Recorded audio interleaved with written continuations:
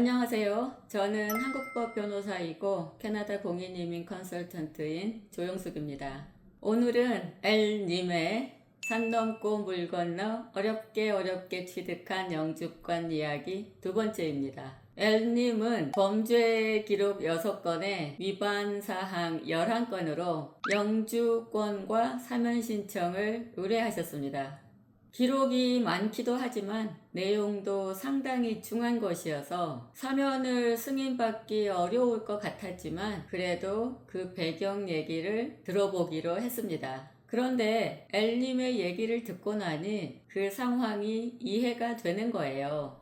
L님의 아버님은 80년대에 건설업으로 아주 크게 성공한 사업가이셨는데 가난했던 어린 시절을 잊지 않고 학교에 등록금과 학용품 등을 기부하는 등 사회사업에도 아주 적극적이셨던 훌륭한 분이셨대요. 그런데 L님의 고등학생 시절에 사업이 기울기 시작하다가 대학교에 입학할 즈음에는 원청 회사의 부도로 줄도산이 나서 악덕 채권자들이 L님의 학교까지 찾아와서 빚독촉을 하는 험악한 상황이 벌어졌대요. 그 이후로 아버님의 사업은 회복되지 못했고 괄괄한 성격의 L님은 분노와 반항심으로 가득 찼었답니다. 그렇게 해서 L님의 긴 기록이 시작이 되는데요. 기록 1번 자동차 관리법 위반건은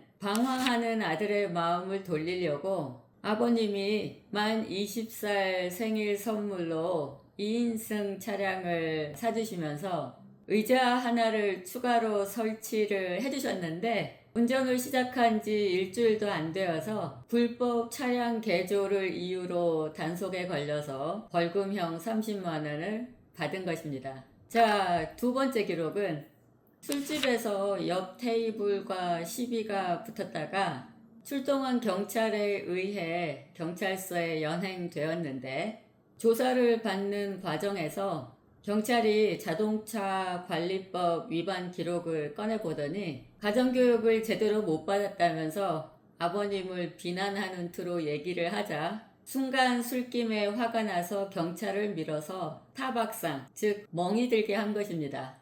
자, 세 번째 기록, 폭력 행위 등 처벌에 관한 법률 위반건. 이 건은 친구와 길을 가다가 친구가 지나가던 행인과 어깨가 부딪혀서 시비가 붙었는데 옆에서 상대 측에 욕설을 퍼부었던 L님은 친구와 공동 정범이 되어서 이 폭력 행위 등 처벌에 관한 법률 위반이 적용이 된 겁니다. 자, 네 번째, 이제 진짜 하이라이트 기록이 나옵니다. L님은 대학 졸업 후에 취직을 했는데 집 근처 술집에서 친구들과 취직 축하 파티를 하고 집으로 돌아가는 길이었습니다. 술집을 나온 이후부터 뒤를 따라오는 것 같은 택시가 신경이 쓰였는데 교차로에서 신호를 받고 정차를 하는데 뒤에서 택시가 추돌을 했습니다. L님이 차에서 내려 택시 기사에게 다가가자 기사는 차 안에서 유리창만 내리고 약간 야비한 웃음을 지으면서 합의금 500만 원을 요구하더랍니다. 음주운전인 것을 알고 고의로 사고를 낸 것이었죠.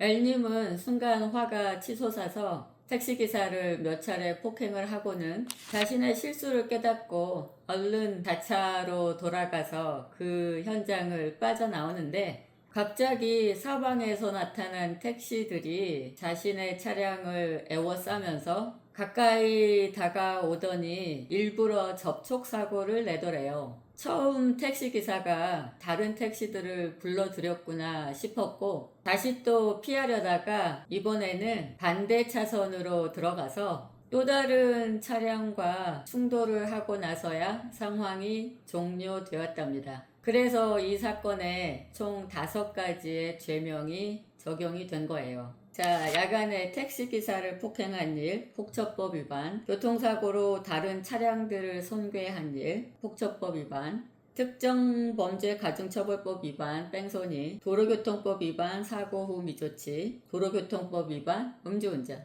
당시 엘림의 아버님은 관련 피해자들을 일일이 찾아다니면서 요구하는 대로 합의금을 지불하고 합의서를 받아오셨고, 그 덕분에 엘림은 집행유예와 사회봉사 명령을 받게 된 거죠. 이 일을 겪으면서 엘림은 부모님의 사랑을 가슴 깊이 느끼게 되었고, 부모님께 너무 죄송하고 감사한 마음으로 아주 개과천선을 했답니다. 엘림은 아주 성실하게 사회봉사 명령을 수행을 해서 보호관찰관들로부터 칭찬을 아주 많이 들었고, 사회봉사 명령을 완수한 이후에는 아주 모범적인 사례로 뽑혀가지고 새로 사회봉사 명령을 해야 되는 사람들을 상대로 강의를 하기도 했답니다. 그 후로 엘림은 오랜 연인과 결혼을 해서 새 아이의 아빠가 되었고, 첫 직장에서 능력을 인정받아서 아주 좋은 경력을 쌓았고, 독립해서 본인의 사업을 시작했는데, 그 이후에 있었던 두 번의 음주운전 사건은 사업상 고객들을 접대하다가 생긴 일이었답니다. 자, 이 사건을 저는 어떻게 처리를 했을까요? 그 내용이 궁금하시면 다음 영상 놓치지 마시고요. 좋아요, 구독, 알림 설정 잊지 마세요. 감사합니다. 안녕.